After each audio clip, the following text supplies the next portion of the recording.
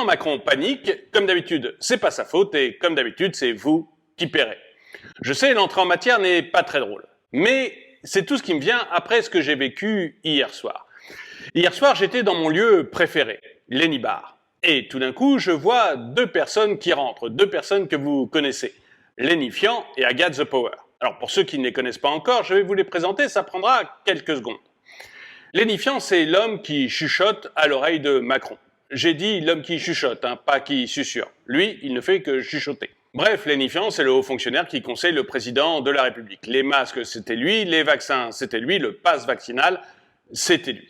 Agathe The Power, elle, c'est une semi-fonctionnaire qui est chargée de l'approvisionnement énergétique de la France. Agathe The Power, c'est une femme sérieuse et qui était mariée avec Geoffroy. Et comme Geoffroy Aupier est particulièrement frileux, eh bien, elle faisait tout pour que la France ait toute l'énergie dont elle avait besoin. Et d'ailleurs, elle avait repris ce poste à sa mère.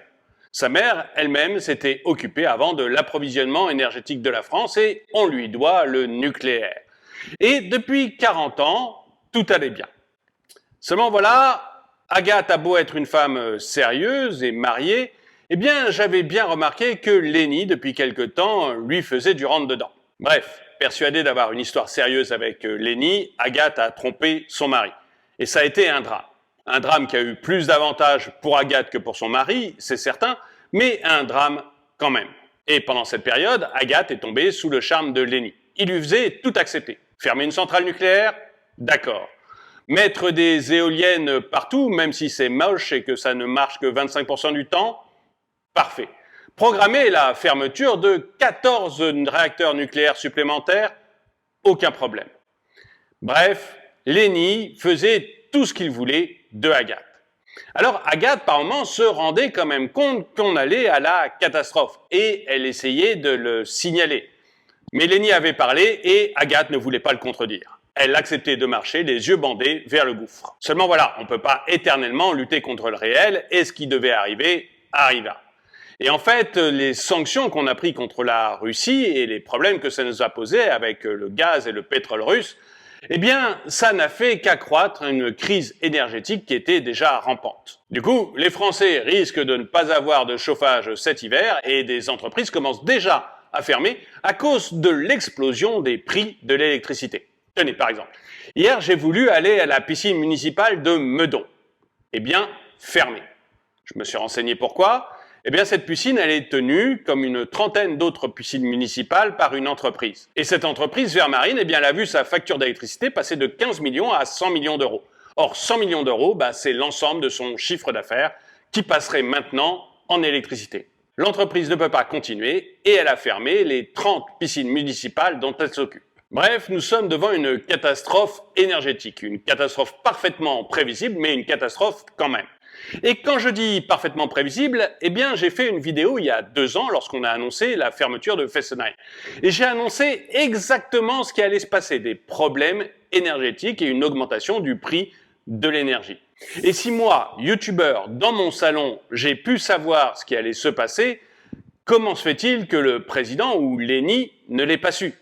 Parce que tous les experts étaient formels. La centrale de Fessenheim, elle pouvait continuer, il n'y avait aucun problème, et elles étaient régulièrement entretenues. En fait, Lenny avait vraiment envie de fermer cette centrale, et c'est lui qui en a parlé à Emmanuel Macron, qui, absorbé par son côté vert, l'a fait.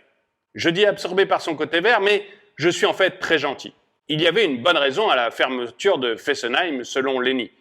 C'était d'avoir Nicolas Hulot au gouvernement. Mais voilà, Lenny n'assume pas. Le problème de Lenny, c'est son inconstance. Vous savez, un jour c'est oui, un jour c'est non, un jour c'est d'accord, un jour c'est pas question. Bref, Lenny, comme son patron, n'assume absolument pas. Emmanuel Macron, c'est absolument frappant. Il a signé la fermeture de Fessenheim et il a fait promulguer une loi pour fermer 14 autres réacteurs nucléaires. Mais c'est pas lui, c'est le peuple souverain, vous, qui avez voté une loi pour fermer les réacteurs nucléaires. Lui n'est pas responsable. Et Fessenheim, C'est EDF qui faisait du mauvais travail. Il n'entretenait pas du tout cette centrale qui pouvait exploser du jour au lendemain. Il fallait absolument la fermer. Et puis c'était aussi son prédécesseur, François Hollande, qui avait promis qu'on allait la fermer. Donc vraiment, Emmanuel Macron n'avait pas le choix, il fallait la fermer. Et Lenny, hier au bar, avait exactement les mêmes réflexions avec Agathe. C'était pas lui du tout, c'est Agathe qui n'a pas du tout entretenu la centrale de Fessenheim et qui a des équipes absolument nulles qui sont incapables de faire l'entretien des réacteurs nucléaires. C'est Agathe qui a mis un peu partout des éoliennes au lieu d'investir massivement dans le nucléaire. Bref, c'est la faute d'Agathe si aujourd'hui on en est là. Lui, Lenny, n'y est pour rien. Et là, Agathe est devenue rouge de colère. Je ne sais pas si vous avez déjà été pris par un typhon dans l'océan Indien, mais Lenny a eu cette sensation. Et Agathe lui a dit ses 4 vérités. La vérité, lui a-t-elle dit, c'est que la fermeture de la centrale de Fessenheim, c'est une basse manœuvre politique pour avoir Nicolas Hulot au gouvernement et pour faire un accord avec les Verts. Et la loi de fermeture des 12 autres réacteurs nucléaires, c'est exactement la même chose. Séduire les Verts.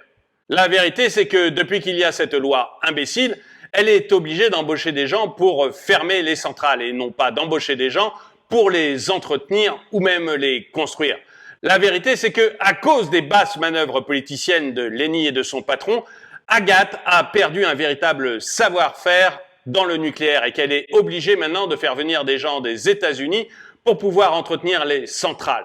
Et qu'elle n'a plus la main-d'œuvre nécessaire en France et qu'il lui faudra au moins 3 ans pour l'avoir à nouveau. La vérité, c'est que si Lenny et son patron voulaient vraiment relancer le plan nucléaire et vraiment faire fonctionner l'électricité en France, Agathe a une solution extrêmement simple. Rouvrez Fessenheim pour commencer. Et rouvrir Fessenheim, ça prendrait 3 ans. Et puis arrêtez cette loi imbécile, abrogez-la, cette loi qui oblige à fermer 12 à 14 réacteurs nucléaires.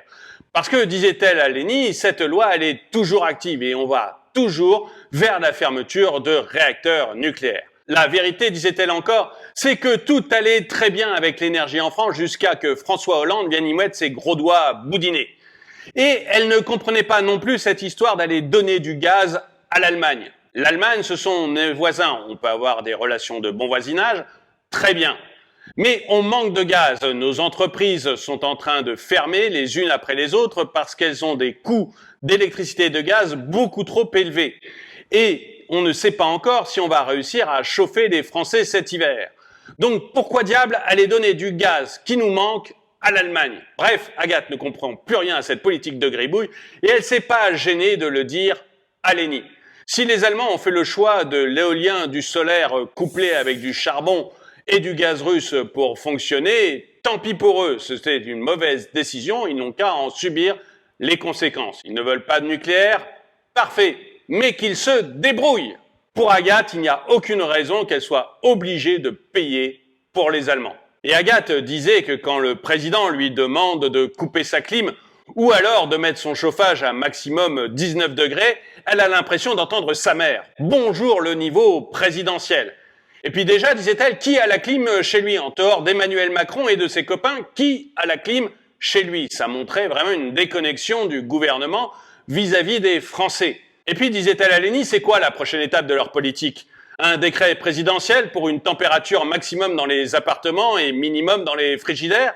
Et puis tout ça, ça se termine avec un pass énergétique et puis des tickets rationnement à la pompe à essence? Bref, dit Agathe à Lenny, toi, Emmanuel Macron et François Hollande, vous êtes totalement responsables de ce qui se passe actuellement. Alors, arrêtez de me donner des conseils. Et là-dessus, elle s'est levée et elle l'a giflé. Je me suis levé pour intervenir, mais que vouliez-vous que je fasse? On n'allait pas se mettre à deux pour gifler cet homme. Bref, Agathe est partie et Lenny est resté tout seul. Et je crois que dans sa tête, il avait cette petite chanson. Je vais encore dormir tout seul ce soir et je vais encore le regretter. Mais je vous avoue que moi, depuis quelques jours, je suis en train de me poser une question et j'aimerais bien savoir ce que vous en pensez. Est-ce qu'il va vraiment y avoir une catastrophe énergétique? Est-ce qu'on va avoir des coupures d'électricité? Est-ce qu'on va avoir froid cet hiver? Ou bien, est-ce que c'est juste une méthode de management du gouvernement? Il nous annonce une catastrophe, un peu comme pour le Covid, et ça lui permet d'avoir un contrôle sur la population et d'instaurer des passes sanitaires hier et des passes écologiques demain. Et en même temps, la population terrorisée n'ose pas parler des sujets qui fâchent.